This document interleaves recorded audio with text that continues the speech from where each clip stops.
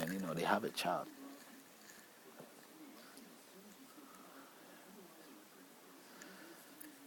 Now, when there was trouble between them, they have to send this angel away.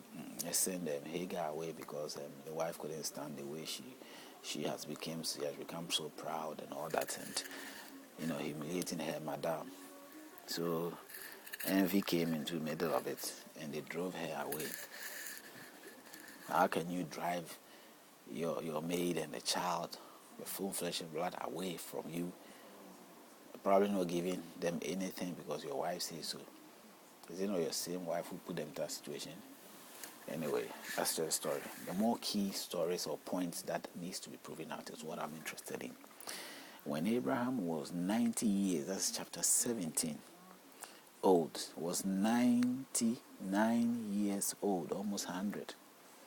The Lord appeared to Abraham and said to him, I am Almighty God, walk before me and be blameless. That is God declaring himself again. Why was he declaring himself? He had to show who he is. I am the Almighty God. Walk before me and be blameless.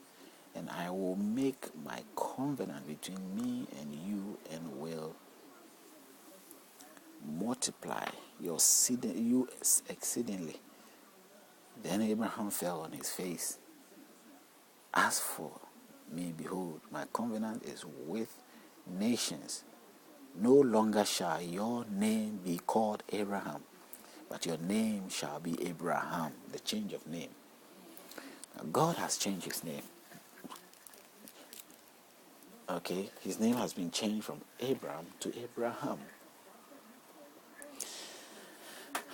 For some reason, the other name was not good anymore, so he's got a different name. That's fine.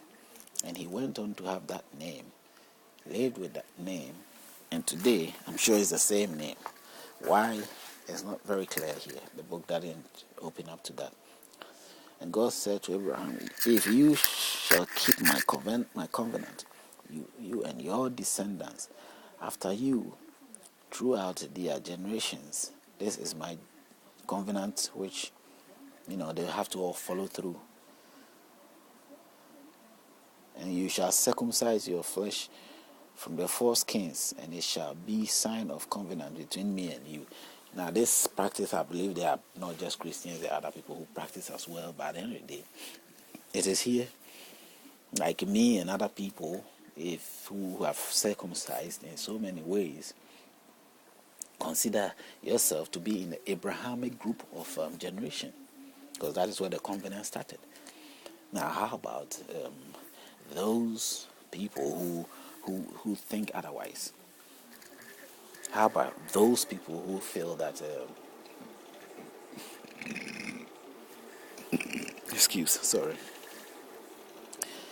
how about those people who think that they knew these things are not necessarily an Abrahamic thing or culture thing? They just knew it, they practiced it, and they were doing it naturally, and they are no way linked to Christianity or anybody.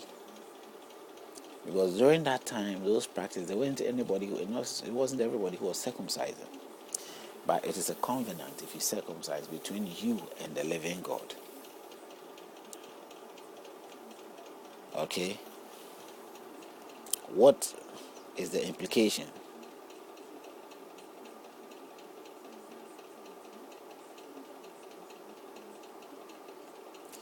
After only the male child, well, today people even circumcise the female child.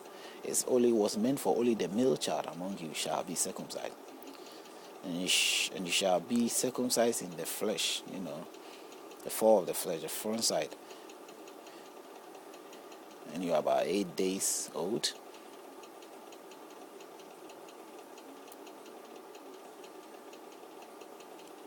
Now, it is God establishing the generation of Abraham, showing a sign that the God of Abraham, the God of Abraham, and the rule or some sign between him and the generation of Abraham.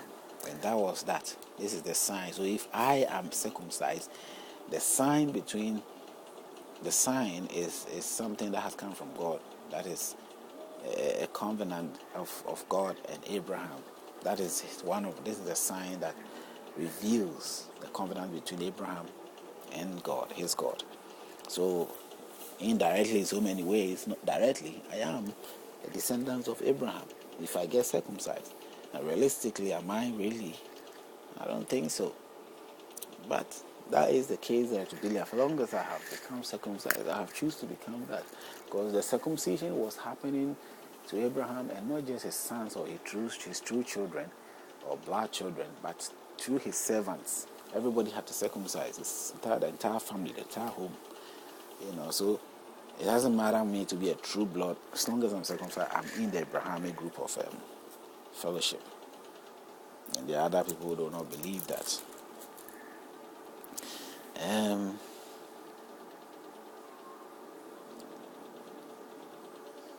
In 17, you look out, and Abraham fell on his face and laughed and said to his heart, shall a child be born to a man who is 100 years old?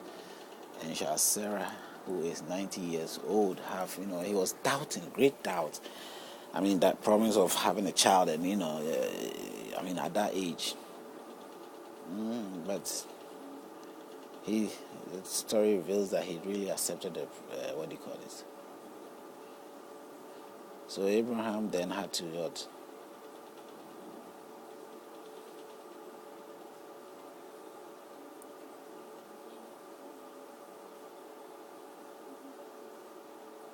Abraham had to follow through the rules and make his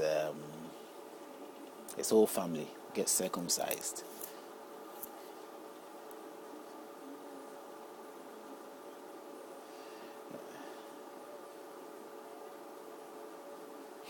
And these are the moment that in 18 there was a visitation of 3 people coming to visit Abraham, so to prove all about the Sarah having a child, that nature. And even Sarah had her own doubts too, and the doubts to sort of show that at the end of the day she didn't think at her age she could have babies.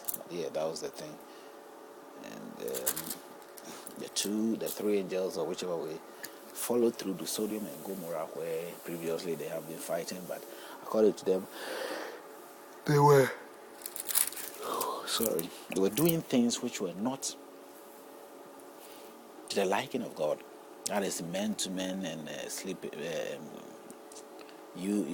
men to men engaging in lust, and women to women engaging in lust, and men to women engaging in lust, and so lustful things was going on.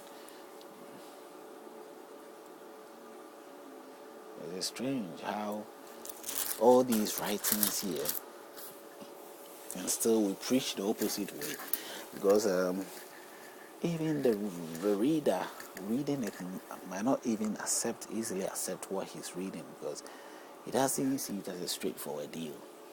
So it becomes necessary for the readers to sort of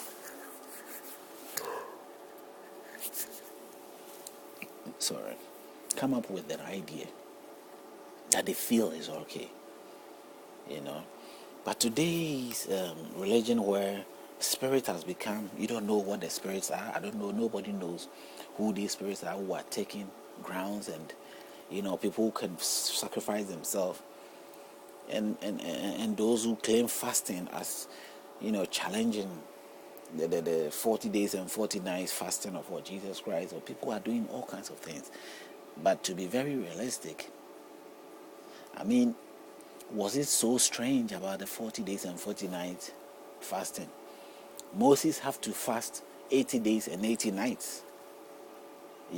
Moses had to do it twice, because according to the Bible, he did 40 days and then he did another 40 days again, and 40 nights. 40 days, 40 nights, 40 days, 40 nights twice. Jesus did it only once, and it's like everybody feel that is a challenge. You want a challenge, then go further to what Moses did, 80 days and 80 nights. 80 nights.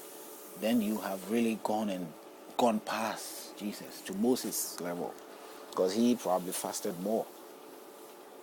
than Jesus did. You know,